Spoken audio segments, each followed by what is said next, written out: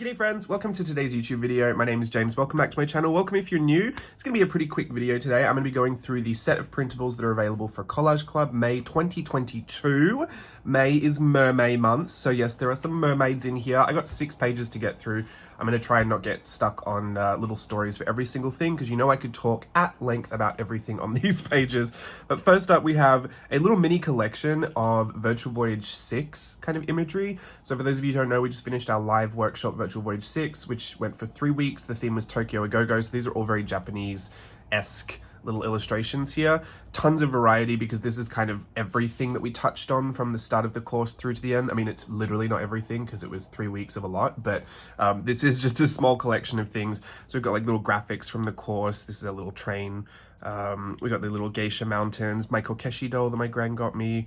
You might have seen that in my art snacks video this month as well, or last month I should say.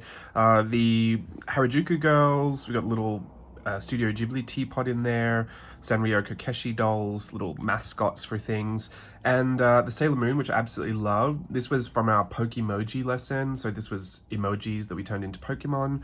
Ninbento, that little Super Mario bento box.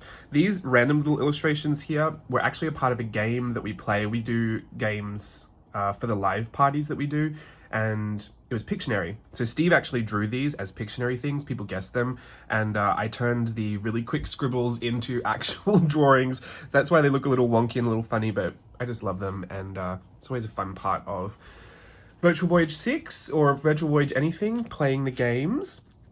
So yeah, this is just a little mini collection of that, just so you have that. Anyone who was in Virtual Voyage, like, I mean, obviously you can use this mini set, but you have access to all of this already.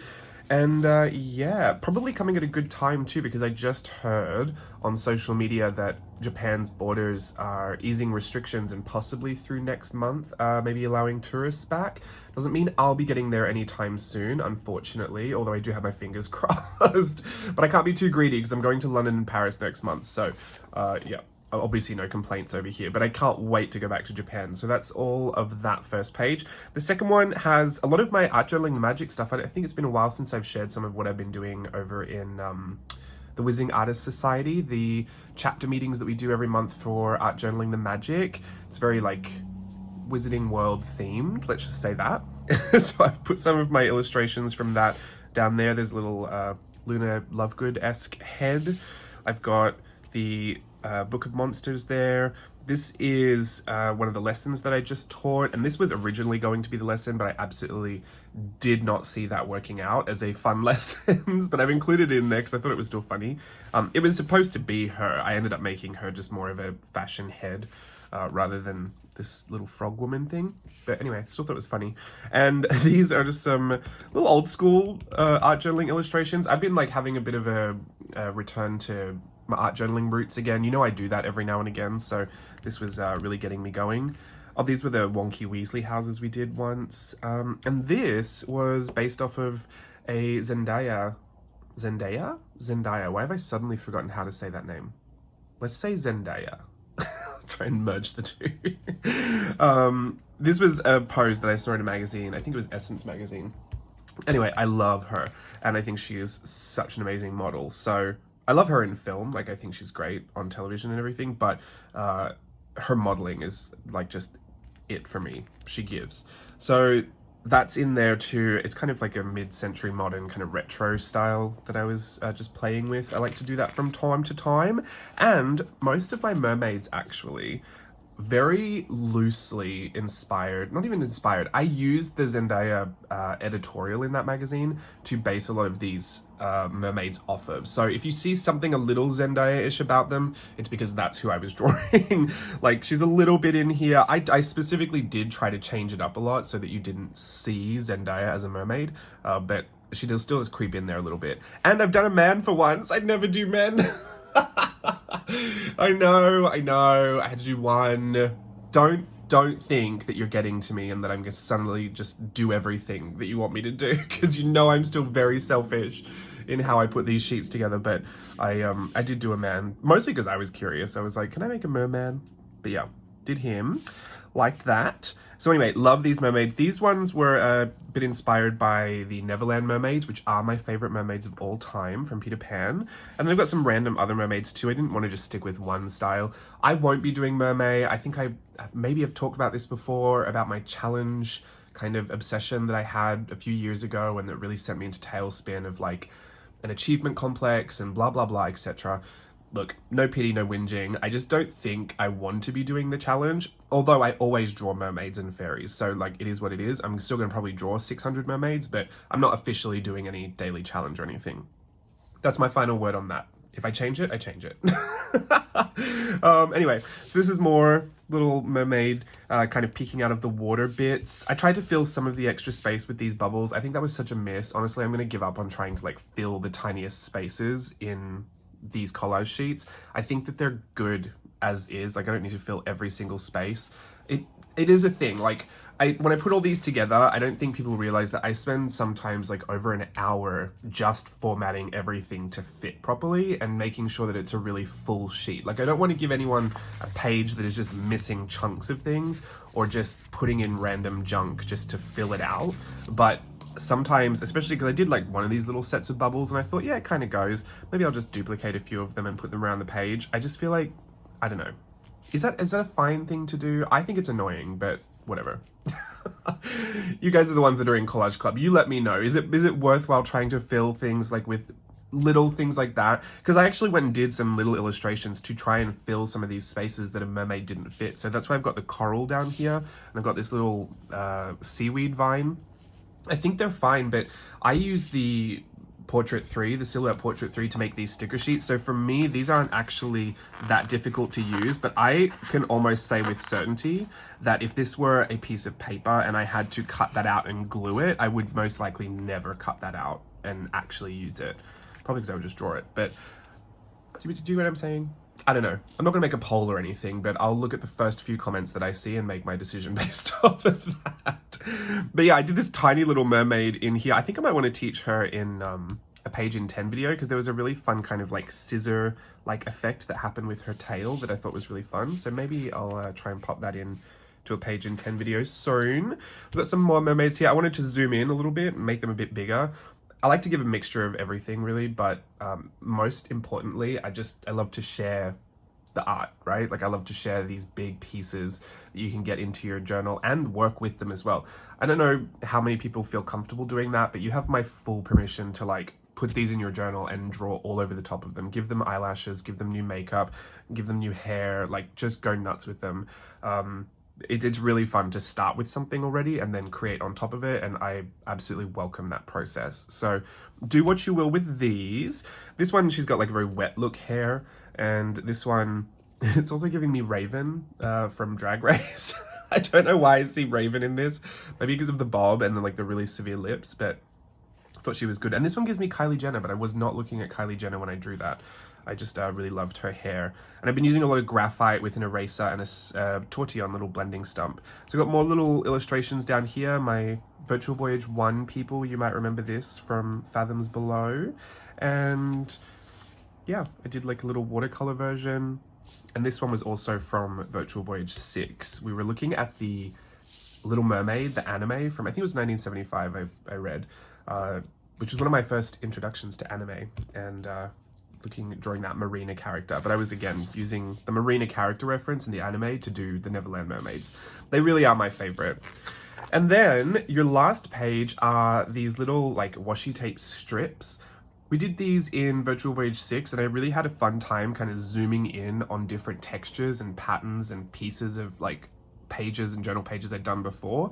I just thought it was really fun, and I did use a bunch of them like really quickly, so I thought I would do it again for Collage Club.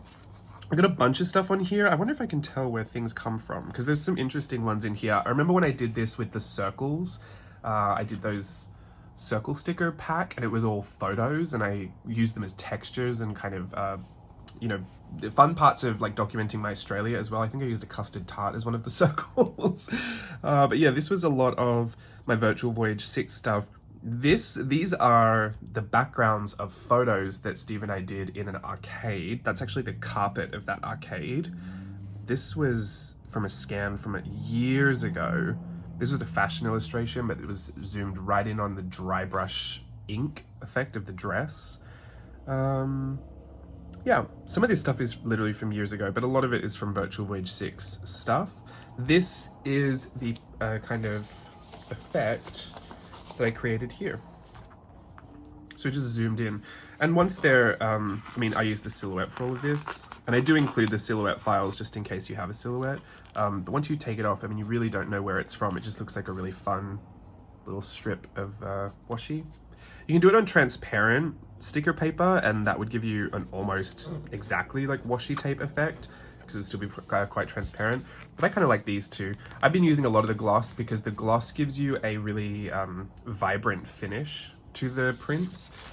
When you use matte, it's a little bit more dull. And to be honest, when I use matte, it's because I want to use the stuff in my journals to kind of work with, like draw on top of. It's really hard to work your mixed media on top of gloss.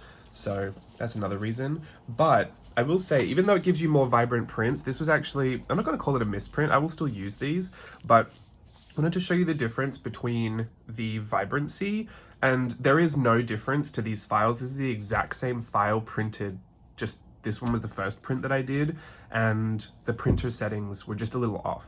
So when I went back into the print settings, I had to go and change the color options to make it a more intense graphic, and I literally boosted the magenta 10%.